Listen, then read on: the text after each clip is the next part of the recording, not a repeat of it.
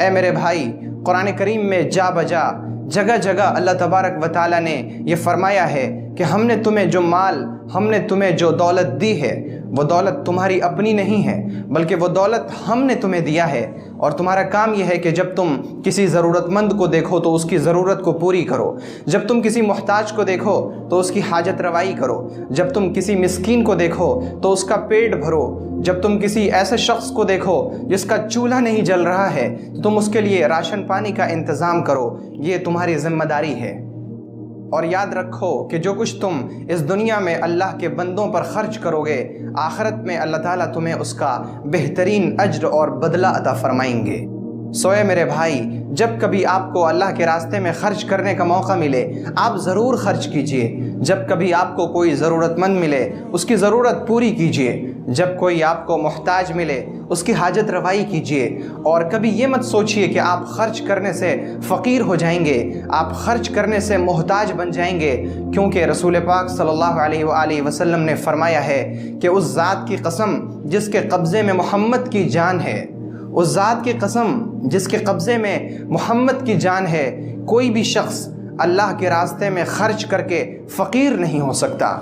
اور میرے بھائی، کبھی یہ مت سوچئے گا کہ اللہ تعالیٰ ہمیں دیں گے تو ہم اللہ کے راستے میں خرچ کریں گے، بلکہ آپ اللہ کے راستے میں خرچ کیجئے، تب اللہ آپ کو نوازے گا اور اللہ آپ کو آپ کی سوچ سے زیادہ عطا فرمائے گا۔ اور اس بات کو بھی یاد رکھ لیں کہ کوئی بھی شخص اس دنیا میں مال جمع کر کے اسے قبر میں نہیں لے جا سکا ہے۔ ہم اگر جس نے اللہ کی راہ میں اللہ کے بندوں پر خرچ کیا ہے، اللہ کے کاموں میں خرچ کیا ہے، اس نے اس خرچ کیے ہوئے مال کو قبر میں ضرور پایا ہے۔ اور آپ تو جانتے ہیں کہ صدقہ مصیبتوں کو اور بلاؤں کو ٹال دیتا ہے، صدقہ تقدیر بھی بدل دیتا ہے، اور صدقہ کرنے سے انسان کی عمر لمبی ہوتی ہے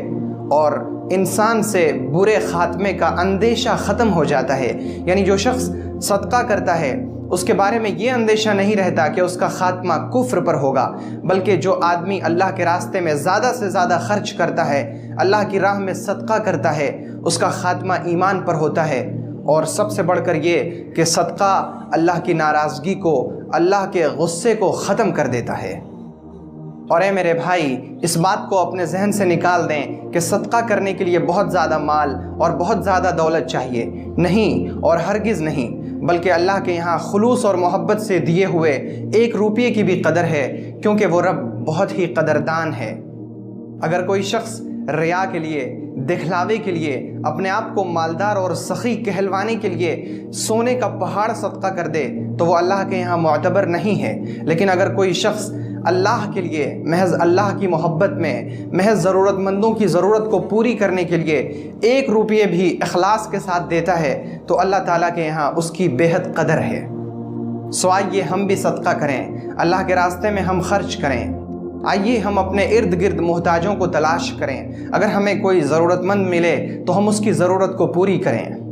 اگر ہمیں کسی دینی ادارے کے بارے میں معلوم ہو کہ وہاں پر ہمارے کچھ پیسوں کی ضرورت ہے تو ہم اپنے پیسوں کا کچھ حصہ وہاں لگائیں،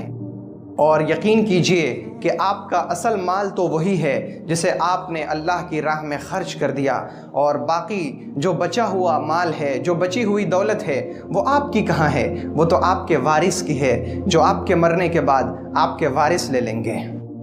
سو آئیے ہم سب بھائی بہن مل کر یہ عزم کرتے ہیں کہ انشاءاللہ ہمیں جب کبھی اللہ کی راہ میں خرچ کرنے کا موقع ملے گا ہم ضرور اللہ کی راہ میں خرچ کریں گے۔